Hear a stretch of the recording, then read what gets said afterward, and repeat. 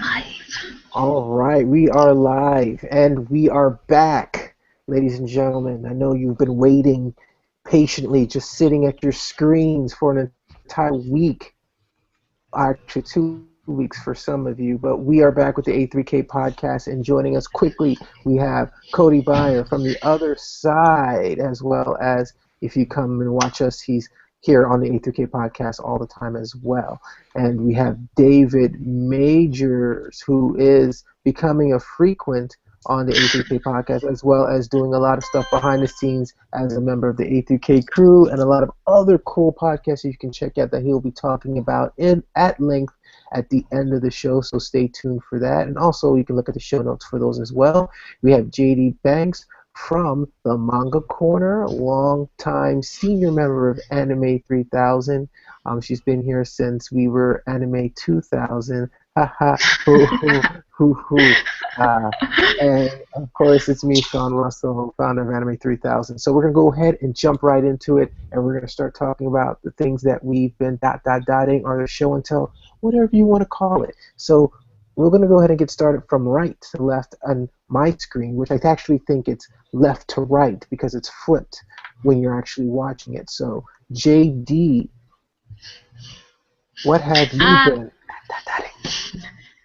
I've been reading a lot of manga, so I have Zombie Powder today. I got the last volume. Yes, you can zero in on this part right here. This is the last volume of Zombie Powder, and I finished it. It's kind of unfinished. He did say that he was gonna, the creator of Bleach, Kubo. He said he was going to go back to it later on in life. I don't think he will, but yeah, if you read this, it's only 4 volumes long, and then there's an extra story in the back if you want to check it out. So yeah, so Zombie Power, quick read, quick series. What is it okay about? Compared to Bleach. What is it about? Back of the book description. What is Zombie Powder? The back of the book description. Okay. No, no. I mean, just tell me what is Zombie Powder? Okay, Zombie Powder is basically about this main character here. I'm going to show you this picture right now. Him. Ichigo? And he looks like Ichigo, right? But he's trying to find the 12 rings. They're like zombie rings, and rings of the dead, and they make you immortal if you get all of them. So that's what he's trying to do. But in this one, he doesn't quite finish. So you don't know what happens. Like Kubo, but a breakdown while he was writing it, and he quit, and then left for a while, and then started Bleach. Yeah. He couldn't find the second trade of the Infinity Gauntlet, so he couldn't finish Zombie Powder. Yeah, the ending was just like, this is so unfinished. I really am kind of pissed off that I spent money on this, but it was just like, they gave you extra story in it in the volume, so whatever. But you can definitely, it's really enjoyable if you want something short to read, and it's still Kubo's work, so pre-Bleach, I should say. All right. So that's what I've been doing. Cool. And keeping it moving, David Majors, what have you majorly been doing? Ooh, Pikachu! Yes, Pikachu is here in the audience, so everyone say hi to Pikachu. I know later on, #the Sean Russell watched the same movie as I did a couple of days ago, but along with that, I have been continuing to watch Gundam Reconquista in G. Of course, this is the show that is the return to the series for its original creator and director, Yoshiyuki Tomino. I'm about 9 episodes in. There is a plot. There is a storyline. There are mobile suits. They kind of look a little bit like another Tomino series. Overman King Gainer got a little bit of Eureka 7, but overall, it's... What was that, Cody? I said, oh God. It's not terrible, but it's there. It's definitely there if you see it. The character designs, the mech designs, it's Overman King Gainer, so it is a Tomino series, but there's just a hint of Eureka 7. I'm letting it go because so far the story is okay. Because it doesn't have hippies fighting the man again, does it? No. Okay. This is Mobile Suit Gundam, one faction of a nation and another, and then another smaller faction, and there are colonies, and it's in space, and there are robots. It's Mobile Suit Gundam. It's what you're expecting. No children or really important characters have been horrifically murdered yet, since it's only episode 9. But again, this is a Tomy no Gundam series. It's only at episode 9, so give it some time. I'll keep you posted on who dies horrifically. All right. And Cody. Well, I have been out of town during the week because this was the week of my birthday. Woo! Happy birthday. Happy birthday, Cody. So I spent my birthday with the lovely Leanne Williams. And aside from everything else she did for me for my birthday, she did something that I think all the folks out there are going to appreciate. Send your thanks to Leanne for this one. Leanne has recovered the Kuso episodes. Oh, wow. Wow. That's awesome. I just heard from her a couple hours ago while I was on the drive back. Shut up, squeaky chair.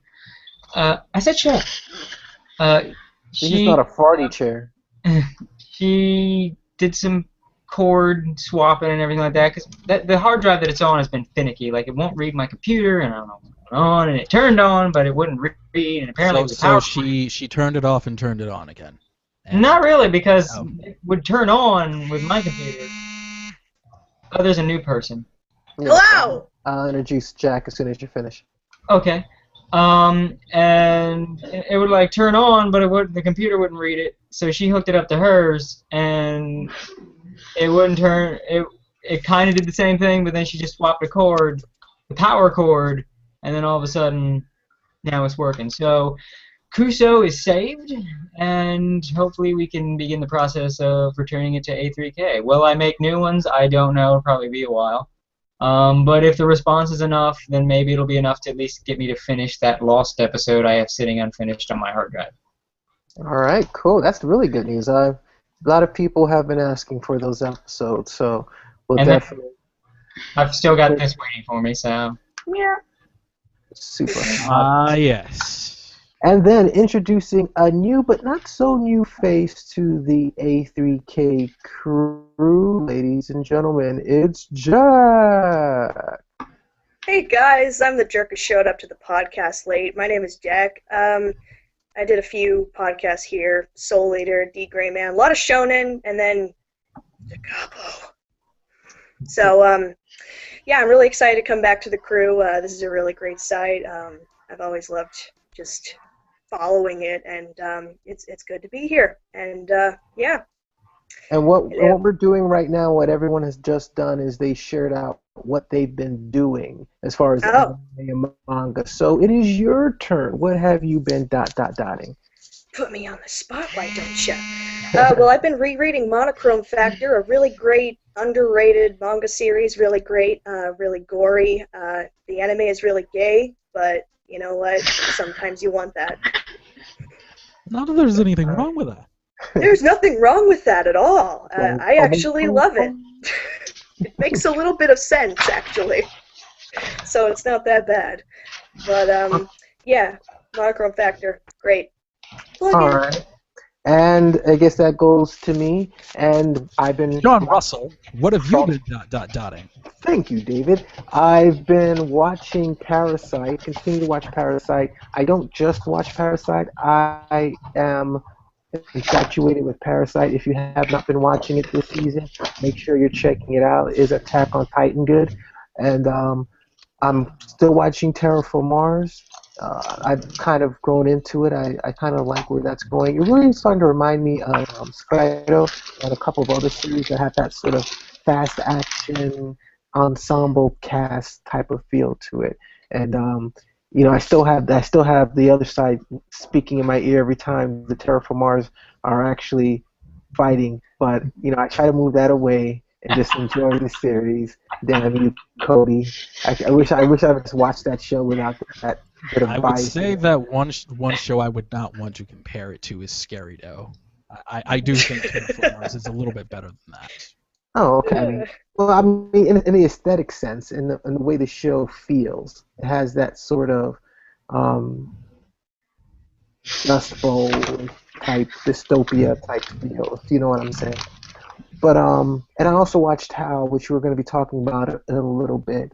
So I guess I won't talk about it too much now. So let's move straight into our discussion. We have a couple of things that we're going to be talking about. And just in case you aren't familiar with the newer format, we are limiting it to 1 hour. So we're going to be wrapping up around 12 o'clock. So I know if you have your whole night ahead of you, and probably that just means watching Toonami, you have that to look forward to after this podcast. Or maybe you're watching it afterwards and all of what I just said was pointless. So, welcome to the world of tomorrow in the past where you're watching this. I don't really know when. They told me about this on Epcot Center. I should have listened. It's the Chrono Trigger, damn it! Love it. So the first thing I want to talk about is Bully La Bully, and as it's been brought up to me, this is old news, but it's new to me. And for those of you that have seen this, and this is the part of the show where I switch off and you see my screen, because I know you guys want to see me, but that's not going to happen. All right, so for those of you that have seen Bully the Bully, explain it to the fine people. What is this exactly? Okay, I don't know if anybody else wanted to. This was kind of my horrible idea. Take it, Jack. Yes! On the mic. All right. So we all know how wonderful of a job that 4Kids has done with masterpieces such as Pokemon and One Piece. Kinda. So imagine if they took something as insane as Kill la Kill with the most amount of nudity possible. I mean, come on, it's part of the premise of the show. And just imagine, what in the world would they do if they actually got the license to it? This is essentially a parody trailer of that. I'm sorry, Cody. I see you melting. I'm so sorry. I'll have what she's having. This is so wonderful. Cody, this might make more sense to you than the show. So I mean, it made sense. This sucks. That was what the show all led to. What it was saying to me, the sense that it made, what I am watching on screen is a bad thing, and this sucks. Watch something else. It's so good. It's the actual video, the trailer itself. It's so good. It takes I would watch all of those things that everyone loves to hate about 4Kids. Americanizing names, changing of foods, changing of names of attacks, editing where it's totally unnecessary. Here's the thing, though. It's wonderful. It's so avoiding wonderful. death, avoiding the mention of death. Hasn't this been around since, like, Kill la Kill first debuted? Probably. That's why that's just old news. And as I explained before we started playing it, I just heard about it, and I wanted to talk about it. I have to say that there is one thing that is missing from this. I enjoyed the whole premise of 4Kids dubbing something like Kill la Kill. It would be like 4Kids dubbing Attack on Titan, which just riff tracks material galore. Oh, here's the thing. When people make fun of 4Kids, trust me, I hate 4Kids. I did a whole fucking episode on the other side that was dancing on 4Kids' grave when they died. But a lot of people, like, get so excited to hate 4Kids, and there's things that like 4Kids is not going to license Attack on Titan. It's like, oh my god, what if 4Kids license this? 4Kids is never going to license that. They would never have licensed that. One Piece was their biggest fuck up of a license acquisition, and that's what killed them. Cody, I would put it to this. Which brings me to the one thing. Sorry, Jack. It brings me to the one thing that this trailer was missing from the premise of if 4Kids dubbed Kill la Kill. It was missing one thing. Also, just looking at it, that's something 4Kids would not have done. The whole cheeseburgers and hot dogs over their outfits. What 4Kids would have done is redraw on top of the outfits to change them up. And you never know. You don't know because they're gone. They can't do that. Based on there is one thing that's missing from all of this. Okay, yes. There's no rap opening theme song. Yo, yo, yo, we're almost nude. We'll kick the snot out of some dudes. Word. There's only rap for One Piece. The other shows had different kinds of stuff, but it was all no. shit.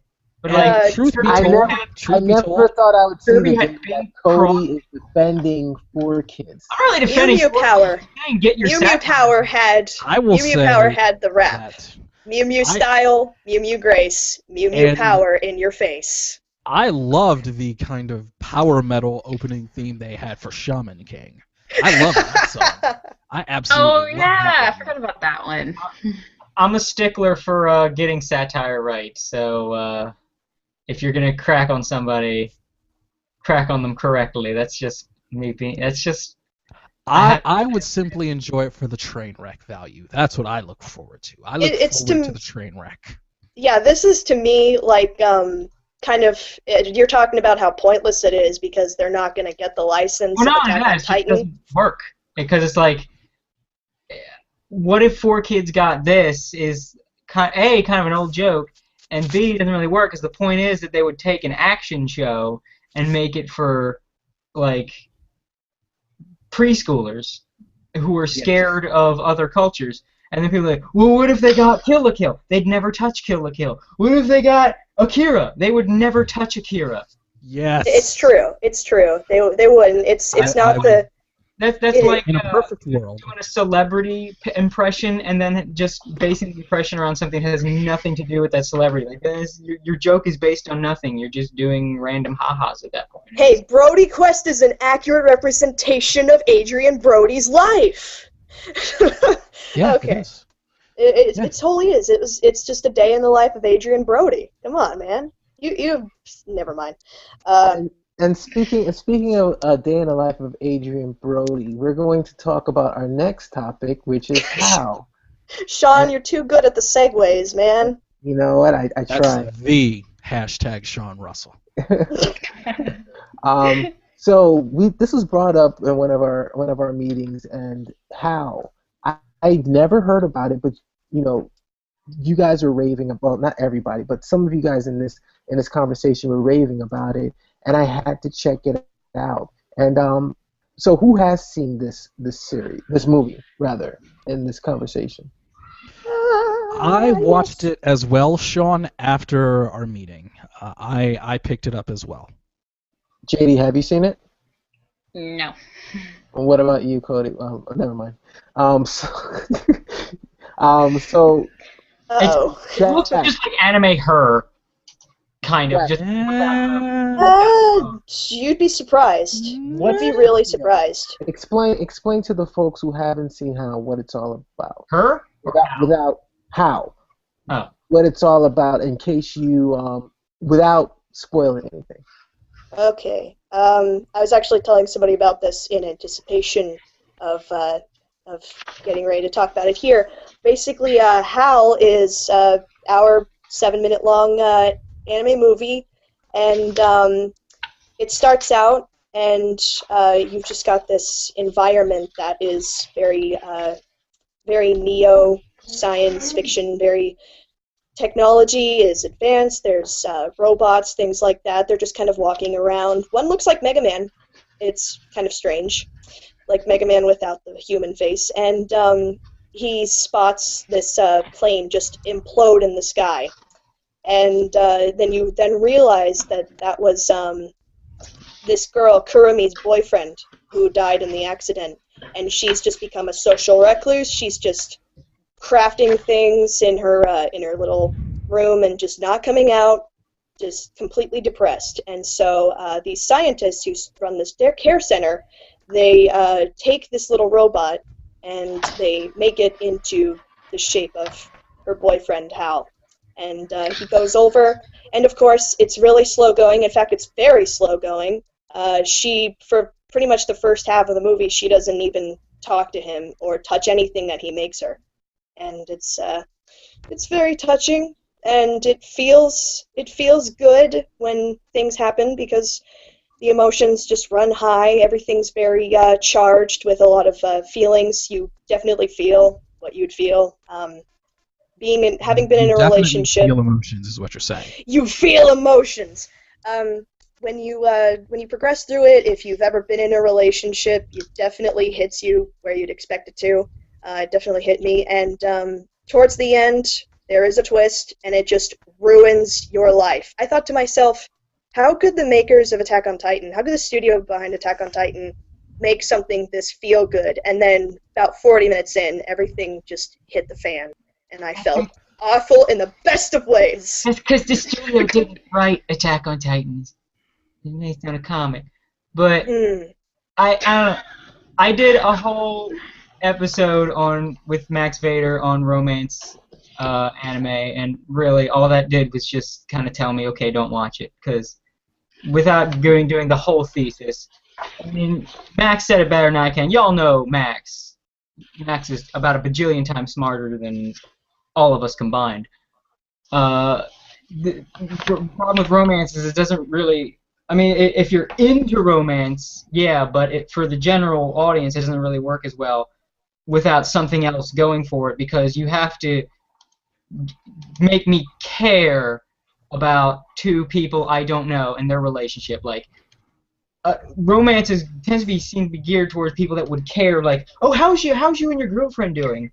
You know, like I guess if I came on this podcast and started telling everybody the details about my dates with Leanne, then tell me more. You might care Cody, about. you know that there would be quite a few people that would have no problem with that. But that's what I'm saying. Then you'll like romance, but for the rest of us, like, dude, I don't care about you and your girlfriend. You're happy. Great on you. Well, Cody, it's not just really. I found a lot of enjoyment not just in, and it's not even really a romance. There's a lot of the past of the romance that did exist before. That's what I'm saying. You have to care about this girl loved this guy. I don't know her. I don't know him. Well, I don't give a fuck if they love each other. Oh, but they brought him back as a robot. But I didn't care about him in the first place. Why do Cody. So then there's no reason to watch anything that has any romance in it at all, unless they're bringing characters you already know or already care about. If it's a romantic subplot in a pre-existing or story or something with another angle to it that gets you to care about the characters because of something else, and then you put them in a romance, oh, now I care. But if you just start, especially a movie, you just start out, here's two people you don't know, they're in love. Well, Cody, you like the show Salty Ray, and I love the show Salty Ray, so I would actually say this is actually closer to relationships built in Salty Ray of there is a character completely unwilling to open up, and it hardly seems romantic. And it's not romantic in Salty Ray, and it's not really romantic here. The other part of enjoyment here is the science fiction aspect of people are talking and they say things like, you know, we're mining in this horrible freaking cave that no human will ever touch. They just use humans, even though it'd be easier to use robots. And it just, it's an interesting environment to look in and to immerse yourself in. And if I felt like really just getting into the critic kind of a mindset of saying it. I would say that for the first 40 minutes of this movie, it was very, very, very slow. Yeah, that's another problem. Like, I got shit to do. So it took a while to get there. And point across. I mean, when it did, it was at least a moment to where I was paying attention. Mm-hmm. And I understood who the characters were and what the world was. They did okay with introducing the characters, explaining the who, what, where, when, why, and how, and the world building. They did an okay job of that in the time that they had, but by the time they got to the moment where things really mattered, I had already kind of checked out. I would agree with you. I felt the same way. I felt like leading up to the whole reason I kept stuck through with it is because you guys spoke so highly of it, but watching it, I was kind of like, I don't really, kind of to what Cody was saying, is like, I don't care about these people. They haven't done enough for me to be invested in either of these characters. The guy is a little bland. The girl isn't doing anything. I mean, I think the premise is interesting, but not interesting enough for me to recommend it. But then, like David said, at a certain point, it was kind of like, okay, I've seen this happen before. The way they kind of tied everything together was like, all right, it wasn't a complete waste of time because the movie wasn't even that long for me to have to say, well, it took them too long to get there. It was just kind of like, it happened at a point where there was a threshold, there was a point of no return, and they were about 5 minutes from hitting that before they did what they did to make it seem a little bit interesting. I wanted to point, because I know we want to move on, but I want to say, I brought this up in the romance podcast, The Other Side, too. Probably the perfect example of a way to get someone invested in a romance in terms of anime example, Spice and Wolf. Because Spice and Wolf gets you invested in the characters because the characters have so much personality and they have that banter back and forth. So it doesn't take long to establish, hey, these are people. You, the audience, you enjoy these people. You like these people. This movie did not do that at all. Yeah, these people, they have establishing moments where you meet them, because that's the important part that a lot of these romance movies just don't do. You don't have the moment to meet them. You meet them in that here they're on screen, you get the gist of them, but you don't have that, they don't give you that moment to, here's their personality in full display. Like, here they are as a person, here they are in a way that you not only are introduced to the character, but get to know them and get invested in them. And then comes the romance. And that's what Spice and Wolf did. They had the banter, they had the back and forth before these two, even before sparks even flew, they had chemistry, they had personality. You could get into these people so that when they started liking each other and stuff was happening there, you actually did give a shit because you gave a shit about these people, thus allowing you to give a shit about what happens to these people and the relationships of these people, because that's sort of the levels you have to go. First you have to make them give a shit about the people. Then you make them give a shit about what happened to the people. Because if, like, oh, that guy died? Who's that guy? I don't care about his death. Versus, oh, God, Roy from Robotech. All the young folks. Now, JD, you've been... Every time we kind of... I just want to know... Hold on one second. I know in past conversations we've talked about, romance, and you've kind of brought up your take on it and how you're more of an action type of person. How do you feel about, like, just romance in general in anime? You're talking to me? Me? Yeah. Usually. Okay. Well, it's kind of across the board. It's not just anime. It's movies in general, TV shows, this and that.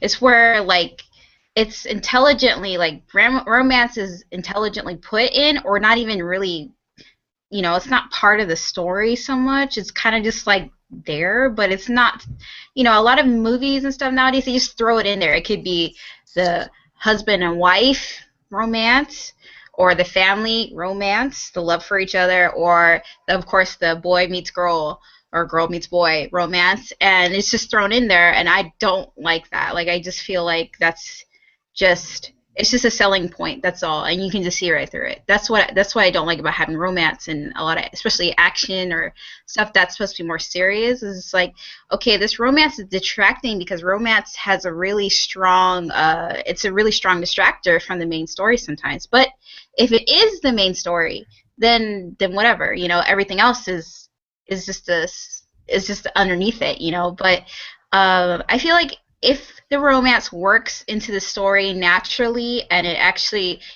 moves the story forward naturally, it's fine to have it in there. But when it doesn't work into the story, it's not part of the story, I really just would say just take it out, just take it out, I don't really care about seeing a romance in an action movie or in a shonen, to be honest. Okay. So yeah, that's how I feel about it. I think I just wanted to say real quick, I think the people who did see it, though, would say that for an anime movie, which has a lot of shortcuts regarding animation, this had hardly any of those, and the shots were pretty ingenious at times. I say how weird that is. Definitely good to look at. Like, we've got this weird trend with anime that needs to stop, where shows where the characters are doing nothing are fluidly animated. Like, look at anything by Kyoto Animation. Fluid animation for people sitting around talking about how to eat food. But then you have an action shown, like you have a One Piece where lots of stuff is happening, and it's a lot of shortcuts. Cody, so you don't like when the jaws are fluidly moving while they're talking about how to pick apart the hamburger? Yeah, that's just so ridiculous. Like, every little follicle of hair moves when they're just turning to face the person that's talking to him next to him. But again, then Maybe you look she's at born with it. That would be 28 episodes of One Piece right there. Yeah. But you know what? I hate in animation. They're trying to get a little more cinematic, just like in movies. And then a lot of times, especially like things like sky crawlers. I don't know if you guys ever watched that, where it's really slow and they're trying to build it up and stuff like that. Honestly, a lot of animation, TV shows, and movies are doing this. They're trying to hold your hand through the information when back in the day, you can get all the information within 10 minutes. It's not hard. People aren't stupid, but they are treating us like we're stupid. So, Well, I'd say that this kind of does that, actually. It kind of just puts you into that I absolutely world. hate that. I'm not an idiot. I just give me the story. I can learn the dialogue. I can learn the story through looking at things around it, but I don't need 20 minutes for you to hold my hand and be like, this is the story. This person died, and then this person did this, and then this happened, and you're just like, yeah, I don't care about this other stuff. Just give me this X over here and 10 minutes, and I'm okay. I don't need. I meant to say it does just throw you in. It doesn't really hold your hand with that. There's a lot of I guess flavor. I call it flavor text. That's a gaming term. So closing Hal out, because we have a lot of show left. Jack, oh, yeah. do you recommend this to the people watching this? Do you recommend? I'd say I'd recommend it just for. I mean, it's just an hour, and I would say though that if the whole movie was the last 20 minutes, I would really love it a lot more. But it's worth it at least just for the experience. Wow, I'm sounding super just like I should grab my what's it called? It's not a fedora, it's a trilby. I should totally just grab one of those right now because I feel like it's for the experience. What about you, David? I would say that this was a airport chase right before one of the characters goes on the plane, short of a decent romantic comedy. But I cannot give it a glowing recommendation. No. Wow. Wow.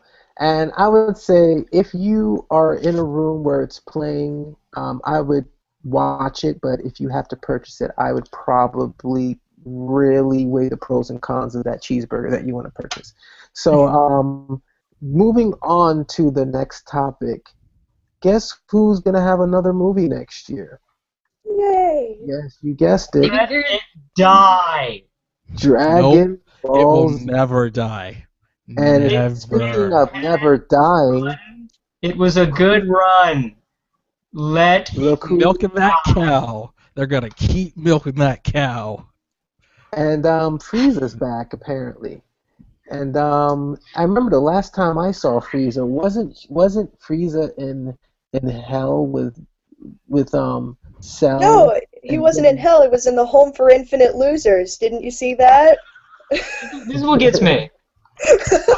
I have my suspicion that part of the reason this movie even exists, but the reason that this is the premise is because Frieza, despite the fact that he debuted as like the fucking villain of Dragon Ball.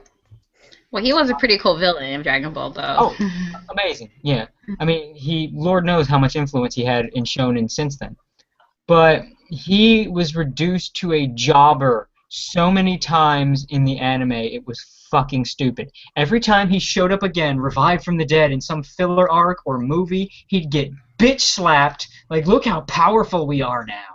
He'd just get bitch slapped. He was such a jobber, despite the fact this dude was like the monumental motherfucker in this entire. Nope. Cody? Nope. Because I remember reading a story about this on Kotaku just a few days ago. Tell me a story. Akira Toriyama explained how he was inspired to do another DBZ movie about Frieza. And it was simply because of the band Maximum the Hormone. Oh yeah, the song. They made a song about Frieza, and Toriyama was like, that's an awesome song. I feel like I want to do something about Frieza again. Let's go. Well, you know what? If this helps... That's pretty much how Toriyama does most of his work, isn't it? Oh yeah. That's how middle graders do most of their work. Is just, man, I'm gonna write this. That's pretty much how about Toriyama does Xenon. most of his work, isn't it? I love it. So, I mean, I had and still have zero interest in Battle of the Gods. I might see this one. I mean, it is by Toriyama. I wouldn't just to see Frieza as a serious villain again. To kind of shake off that jobber stank, all that anime shit been putting on him. But I don't know. It still feels just like, dude, just enough Dragon Ball Z. I'm tired of seeing Goku and Vegeta to the side with all the damn time in some new promotion. It will It's always never gonna go die. the same way. It was fine. Like, the original manga was still, people forget, it still managed to change it up. Yes, Goku delivered the final blow a lot of the time, but it still managed to keep things interesting. But this shit just keeps ending the same damn way. Goku is gonna get into some big fight with Frieza, and he's gonna win. And it's not gonna throw any curveballs or interesting shit. It's not gonna... I'm willing to bet all these other main characters will have zero impact aside from beating up whatever lackeys Frieza brings. They will have zero impact on the final battle. But it's worth a watch. If anything, just to hear Chris Ayers Frieza when it gets dubbed, because Chris Ayers was really good. Two things I want to throw around the horn. First of all, we all know in 5 years, Dragon Ball Z will be remade, remixed, and remastered again, right? It will never die. Chibi. It'd be a chibi Dragon Ball Z. Like Didi no Kono Token for Fist of the North Star? Well, they did that. It's called Neko Majin Z. Oh. Boom. There it is. Oh, That's my. a show title. And what's the second point, David? One-on-one, Goku versus John Cena. We all lose. Right answer. I think I just got a heart attack. Ugh. All right. So we're going to go ahead to the next one, and this is a quick one. For those of you who are fans of Kuriko's basketball, that is coming back. And we're actually going to be talking about the next season coming up really quickly. But if you guys haven't watched it, if you guys are into sports anime, this is a very fun show to watch. It's one of the few shows that I marathon in the last 5 years. So catch up on it. It's on Crunchyroll, and it's coming back in January. So that's enough time for you to go through all, I think, 52 episodes of it that's out right now. There's like a lot of episodes that are out right now. So you can check that out. And then Attack on Titan, that's going to be coming back in 2016. I know a lot of people on the panel here are fans of Attack on Titan. If you're not, then you are a horrible person. I'm kidding. Not really. I'm not kidding. You're a horrible person. But and it's then, overhyped.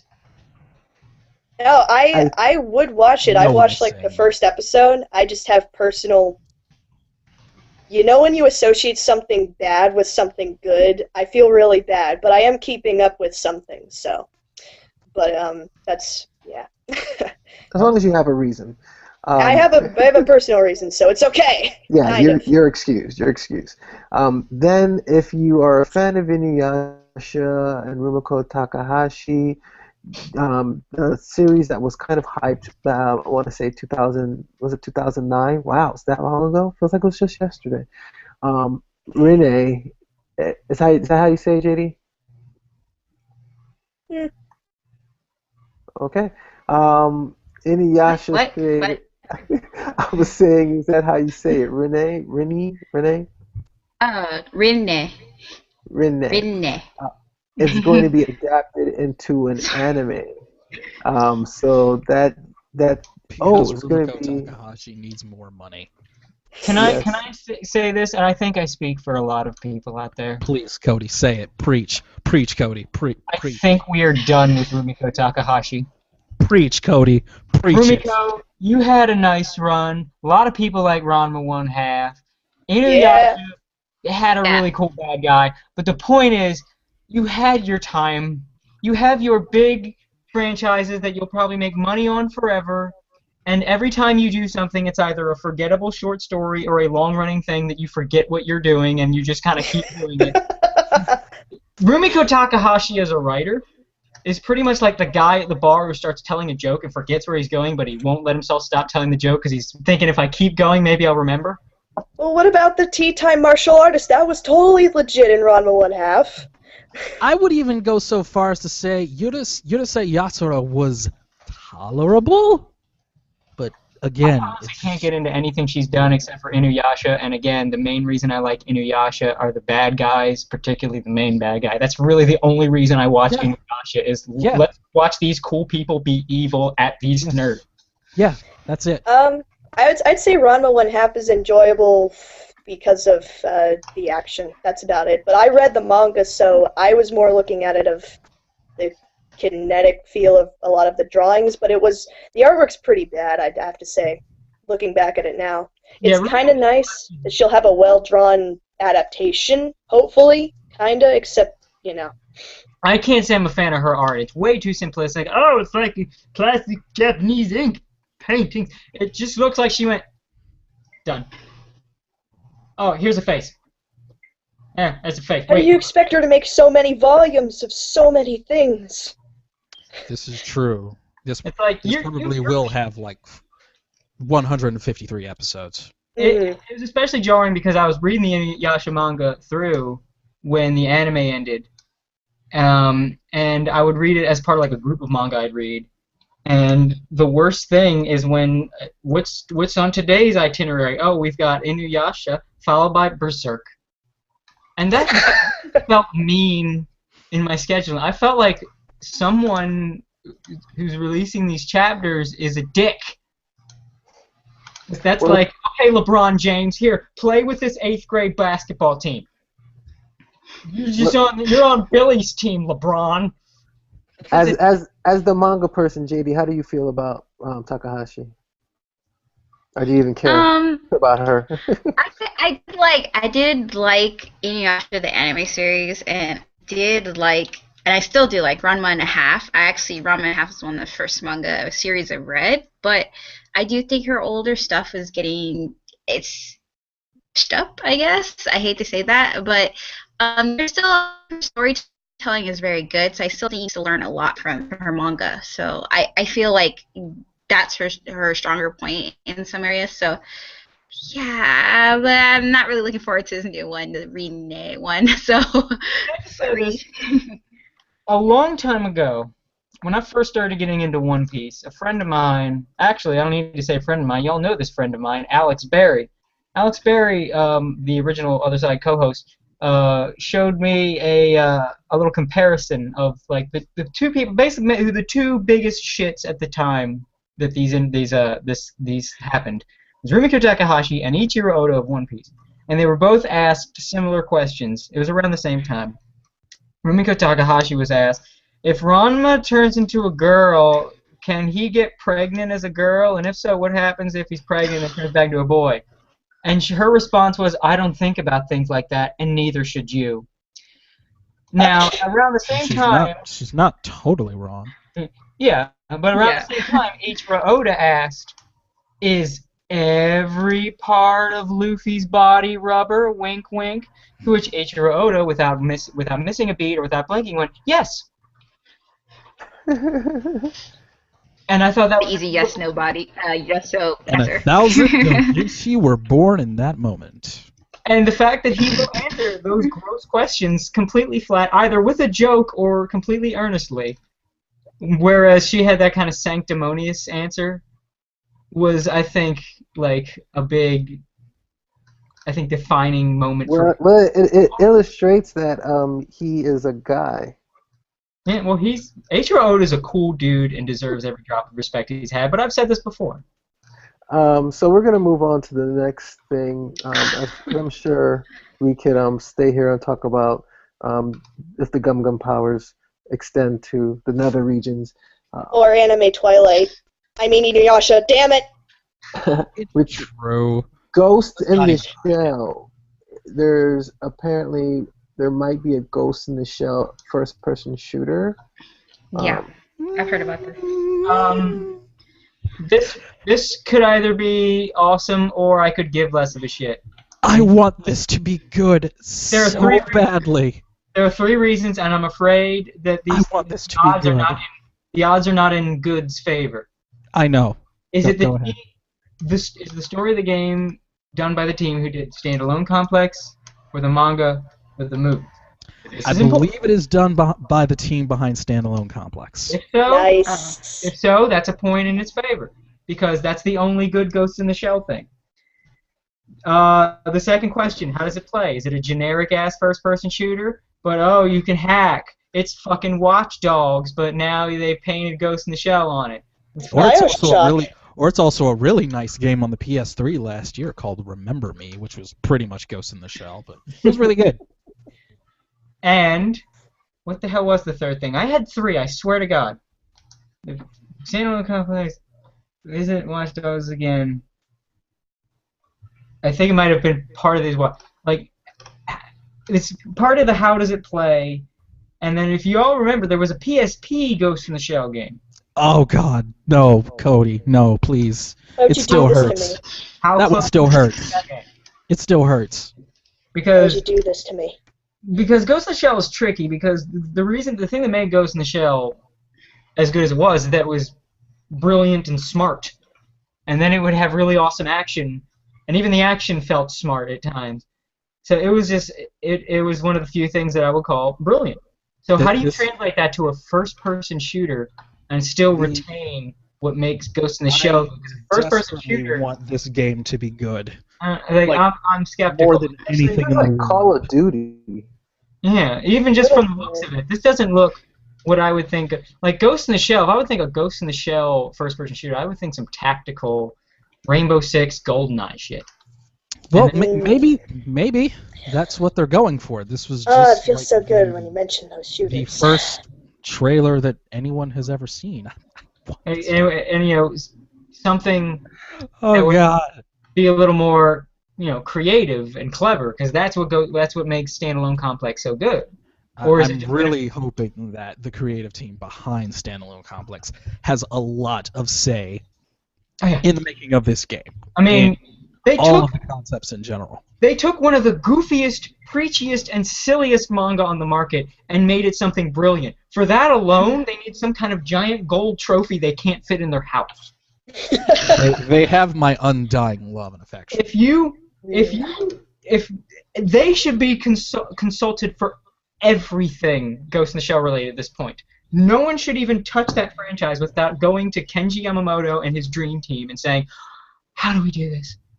And do you have Yoko Kanno's phone number? Yeah. Have Yoko Kanno's phone number. Yeah, exactly. Just tell us what to do. We'll do anything you say. So I will cry into my wall scroll that is right above my couch, right above Pikachu, if this game is not good. Guys, I'm so sorry to disappoint you, but it turns out I've seen the future, and it's just basically the multiplayer from Banjo-Tooie where you shoot the dynamite. I'll take it. I'm cautious about this one. It could go either way, especially after we had that PSP game. If it's in the right hands, it might be good, but honestly, I don't see this being great. I just hope it's good. And I hope I'm wrong. I'm going to be playing this with my friend Jackie Selman, who lives in Chicago. She cosplays as various Ghost in the Shell characters. We're going to be playing this, and we're both just basically already crying tears, hoping for this game to be good. Just please. And speaking of crying tears, hoping for something to be good, we're going to go to our the winter season. Preview of the winter season. Oh, boy.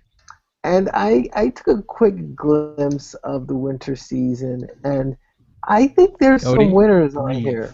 And I think Cody's actually going to be happy about at least one of the shows coming back this season. Well, yeah, because they're coming back. All the new stuff is horrendous. Well, I mean, a lot of these are. To talk about something that is coming out that I don't think is on this list that I went, I got really happy. Well, for me, I'm excited about a few shows. I'm excited about Assassination Classroom. Yes. I definitely want to see that one. Obviously, I'm excited about JoJo coming back.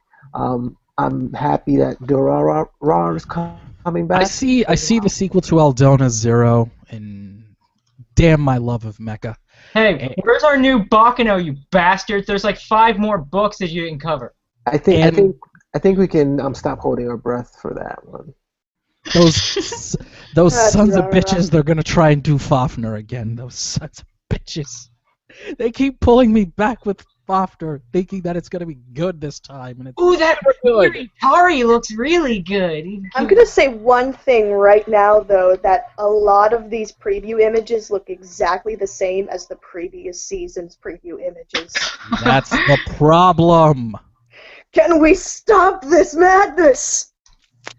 We mentioned this on the last season preview with Jameer Durham. You already know you don't have to watch a show without anything about it. Sorry, I just saw Milky Holmes. If the is girls with no noses and zero gravity smiling at you. Oh, there you go. Speaking of another Monogatari series. The Rolling Girls. Yeah, I don't know about girls in zero gravity, smiling or some kind of open-mouthed face at you. Girls in zero gravity, really. If that's the preview image, no. But there are a couple things. I don't know if they're coming out this season, but it's like some lights at the end of the tunnel. Like, oh god, there's all this crap. It's like, hi, we're over here. There's a lot of crap. I'm trying to remember the title. What the hell was the title? Not Gangsta, but that's another thing that's coming. Gangsta. That might be good. Oh my god, what was that? Monster. It's the new thing by the creator of Trigun. He did it like a whole new series. Oh, I think I know what you're talking about. I have not heard of this. Yeah, the creator of Trigun is making a new series. What was that one, Sean? I can't The believe one. they're trying to do Fafner again. And the other one that looked pretty good, there was a one-shot manga that got picked up as a miniseries to be extended in miniseries that I pimped like a motherfucker on my show because it was so good. I had not read a manga in so long that just bam got me. Wait, So, I just saw something about one of those that was about a club to do nothing. Oh, so it's Haganai, except worse. yeah, it's Seinfeld Club. So what is this? It's Seinfeld. So We already have like every goddamn 4-panel manga ever that's gotten an anime adaptation that's practically Seinfeld. We don't need any more. If that Magic Kaito, the one that looks like it's got Phantom Thief from Case Closed on it with the kaleidoscope just shooting out of his butt, if that isn't good, I'm gonna just cry to sleep myself. I do want to finish pimping this one thing because I don't know if it's coming out. I hope it's coming out in the winter. I hope so. I just heard about this recently. Like I said, there was a manga that we pimped out a lot, especially I pimped out. Kofuku Graffiti. It was so good, it got me here, and it's not often that a manga gets me here. It was called The Sound of Voice. Oh, I read that. One shot about the deaf girl. It was so good. And they picked it up and kind of basically extended it as a little mini-series. I was a little worried when I heard it was a series, and then I saw that it ended. Like, oh, it didn't last that long. Okay. It wasn't like, we're going to do Monster of the Week for the deaf girl or some shit. My little sister can't be this deaf. Oh, shit. I don't know what the Japanese title is. If I did, it would probably be easy for you to Google it. The Sound of Voice. I did read that after you pimped it, and it was definitely worth all of the pimping that you did. Yeah, and they're making it into an anime. So I was like, finally something's going to be good! Or it might be The Shape of Voice? Sound of my voice. Katachi no Koe. Yeah, The Shape of Voice. Yeah, I know what you're talking about. The Shape of Voice. That's right. It was something like the S word of my voice. The shit of my voice. So, I remember so smelly. There's a different S word.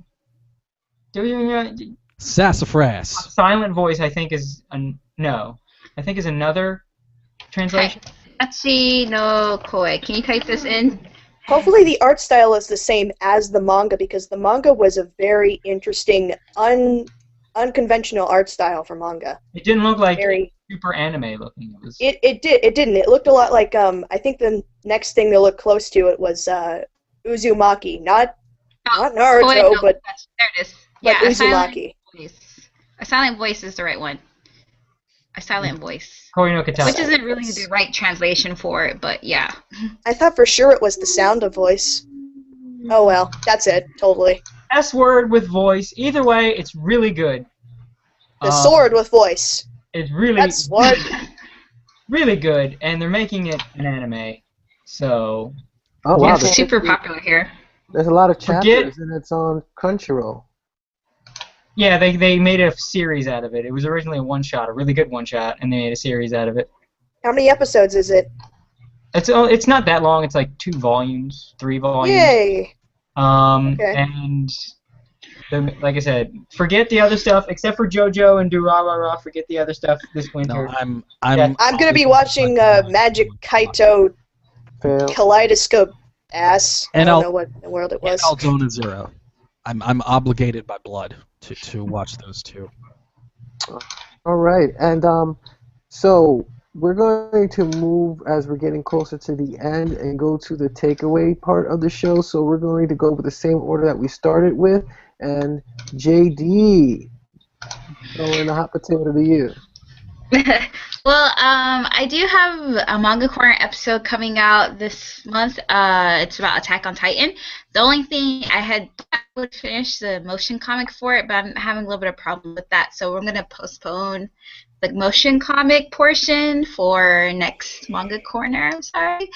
But I will have regular podcast on Attack on Titan and with Colton, who's my co-host. And it's not just a regular, oh, this is what Attack on Titan is about. No, it's actually delved a little deeper into the into like the history of Japan and how it factors into Attack on Titan. So it's not a usual way of looking at Attack on Titan. And if you guys are interested in knowing different like manga and stuff like that, not just the Manga Corner, but also my blog, jadesescape.com. I do a lot of blog posts about different manga, different anime, and things for manga artists. So if you're looking for screen tones, you're looking for manga pens or comic book pens or even classes, I do post a section on jadesescape.com about that. So check that out. Thanks. All right, and then David Majors. That's me, David Majors. That's who I am.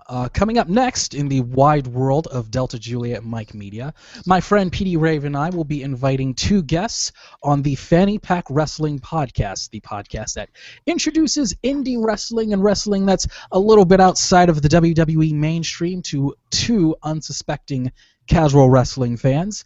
Coming up next, we are going to be talking about the brand new series on the El Rey Network, entitled Lucha Underground, based out of Los Angeles. Also, behind the people behind Wrestling Society X created this show. It has names such as the former John Morrison, Johnny Mundo, independent wrestling star Ricochet, and many, many more. So, Lucha Underground coming up next. And also, the flagship podcast at DeltaJulietMike.com, Shooting the Shit with 2 Nerdy Black Guys, coming out next Monday. So, anything else, you can follow me on the Twitter at JustCallMeDJM. Like a Tribe Called Quest, you say the whole thing, Just Call Me DJM. And next, we have Jack. Oh boy, shit! I was not expecting. I thought you were gonna let Cody. Oh, I'm sorry. Yes. All right, so It's collapsing. site haven't really done it yet, but hopefully, what? Stay with us, Jack. One more time. No, just working on. Oh boy, Persona Q is coming out in a couple of days, so I'll just be losing myself in that. Maybe write an article about it soon. In the meantime, I'll be posting some amazing art and some wonderful wisdoms at Twitter at Jack D Tyler D. That's D as in dog. All right, and Cody. Well, aside from the return of Kuso, y'all may have seen, if you haven't checked it out, Cloud Scratcher is on hiatus, so if you want to catch up with it now, now's the time. It comes back off hiatus first Sunday of next year. So now's the time to catch up. Other side, we are 100th episode is on the horizon, so I'm planning something special. A return of an old friend with a subject that is, let's say, plagued anime since time immemorial, and by time immemorial I mean probably around the 90s. basically the thing that I think has fucked anime up irreparably. We'll be talking about that with a special guest for our special 100th episode, and then we'll kind of have another special 101st episode, including a subject that people have been bugging my ass about since day one. Or maybe not day one, but the first time we started doing Lunatic Loser exhibition episodes, people have been bugging me about a couple people, and we're finally going to be doing those people on episode 101. So look forward to those. And finally, wrapping it up, because we're about to end this thing, Album of the Week. This week, it's... Okay, I blanked for a second. Kickin' and Screamin' by Chris Calico. Last week I brought up Tech 9 collabos. Chris Calico he's Tech 9's protege. He's number 2 man, but he just so happens to not only have skills that rivals Tech 9, but has something over Tech 9 that can make him more accessible to all you people out there. The motherfucker genre bends like nobody's business, combining just about every genre you can think of, even on this album, with hip-hop, even dubstep. Yes, he has a single off this album where he raps over dubstep. It can't be done, you say? He does it, and he does it well. I don't like dubstep, you say. Doesn't matter. It's still it's that good of a song. You'll still like it. This album just happens to have one of my favorite songs of all time. Yes, of all the music that I've listened to in my life, my obsession with music, this one song is on my top 10 of all songs of all genres, a little track called Unstable. But even without that song, you have amazing pieces of music, especially Created a Monster. If you want to see if you want to listen to this album, if you're a little skeptical after everything I've said, if you're like, whoa, hip-hop, I've always been a little skeptical about that genre, listen to Created a Monster. It'll get you, it'll show you what real shit is, and you'll be like, you know what, I'm going to listen to this album. Created a Monster. Unstable. Oh my god, so many tracks on this album, I can't even get into it. We're running out of time. Kickin' and Screamin' by Chris Calico. That's your album of the week from Cody Meyer. Our starts Friday. And last but not least, Sean Russell of the A3K Network over at anime3000.com. That's hashtag the Sean Russell. What have you got going on? Oh, thank you so much, David. We are working on the ranking section. We have actually launched the very first one. We'll be pulling out the next couple over the next couple of weeks. So the first one is Anime Series, and this is a collection of top 10 lists from various websites as well as polling that we've done on anime3000.com. Obviously, this is not an official ranking of anything, as any ranking of any website or anything is not official of anything. It's the word of Jesus himself, anime guys. rankings. So if you get pissed off about the rankings of the anime, get what are those things people usually S. get? Russell at anime3000.com. So, overwhelmingly, Full Metal Alchemist Brotherhood was number 1 on a lot of lists, so it pushed it all the way to the top. So if you do not agree with the rankings that are on this site, here's what you can do. You can call your congressman. No, I'm just kidding. You can go down here and you can put in your own picks to help manipulate what appears on here next week. Hang on a second. Is that Mushishi down there in the corner? It is. There is justice. So, Jack, we're going to have a conversation later. Really now? Yes, we are. We're going to have a The conversation. audience, give or take one or two on that list, seems to have overall pretty good taste. So, Although I don't like the fact that Evangelion's higher than JoJo. Y'all should be spanked for that. Yeah, But that's so not you know good. what you can do? It wasn't me. You That's can not good. give us your That's not picks, good. so your picks could influence the rankings on this list. And how you can do that? You can scroll to the bottom of this page, and you can actually put your picks down here, send it to us, and then you will help trigger the way things look next week. And we post a new one after the episode, so it's going to be Sundays starting of next week. You'll see the new rankings. Actually, it will debut on the A3K podcast. Now, we've gone a little bit over the normal time, so I want to thank everybody that is watching this, whether live or they're watching it on demand. And, of course, I want to thank JD. I want to thank David, Jack. Oh, there you go. There's Jack. And Cody for joining us on this week's episode of the A3K podcast. And we will see you next week. Start arguing.